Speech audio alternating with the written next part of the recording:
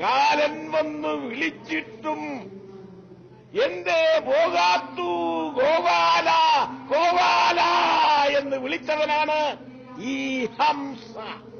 അന്ന് DCC പ്രസിഡന്റായിരുന്നു.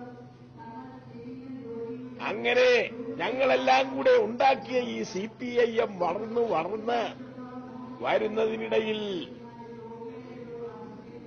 DCCയിൽ നിന്ന് പയ്യെ ഈ പാർട്ടിയിലും കടന്നുകൂടി MLA ആയി, MP ആയി, മന്ത്രിയായി.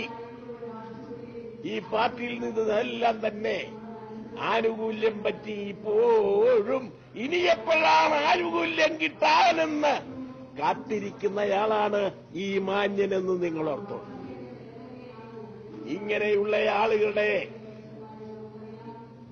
ശുംഭത്തരത്തെപ്പറ്റി എന്തു മറുപടി പറയാനെന്നാണ് ഞാൻ നിങ്ങളോട് ചോദിക്കുന്നത്.